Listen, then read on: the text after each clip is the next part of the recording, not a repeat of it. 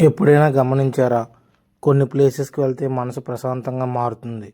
మరికొన్ని ప్లేసెస్కి వెళ్తే తెలియకుండా బ్యాడ్ థాట్స్ వస్తాయి.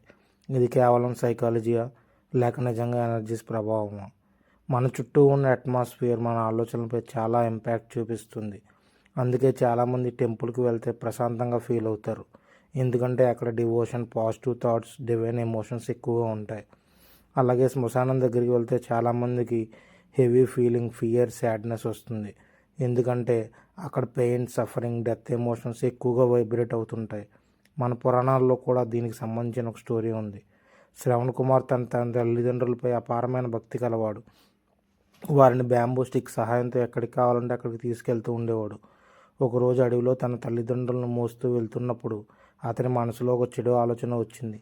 ఎందుకు నేను ఇంత కష్టపడాలని? కానీ కొంత దూరం వెళ్ళాక అతనికి వెంటనే గిల్ట్ అనిపించింది. నాకెందుకు ఇలాంటి ఆలోచన వచ్చింది అని ఆశ్చర్యపోయాడు. తర్వాత మైథాలజీ ప్రకారం అతను ఆలోచించిన ఆ ప్రదేశంలో ముందుగా సిక్కండి అనే ఒక రాక్షస స్వభావం కలిగిన స్త్రీ తిరుగుతూ ఉండేది. అంటే ఆ ప్లేస్లో ఉన్న నెగిటివ్ వైబ్రేషన్స్ కొన్ని క్షణాల పాటు శ్రవణ్ కుమార్ మనసుపై ప్రభావం చూపించాయి.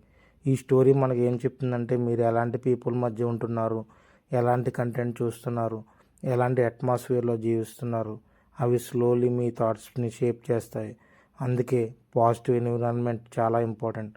లేకపోతే బ్యాడ్ థాట్స్, ఫియర్, నెగిటివిటీ సైలెంట్గా లైఫ్ని డిస్టర్బ్ చేస్తాయి. మీ మైండ్ని ప్రొటెక్ట్ చేయాలంటే ముందుగా మీ అట్మాస్ఫియర్ని మీరు ప్రొటెక్ట్ చేసుకోవాలి.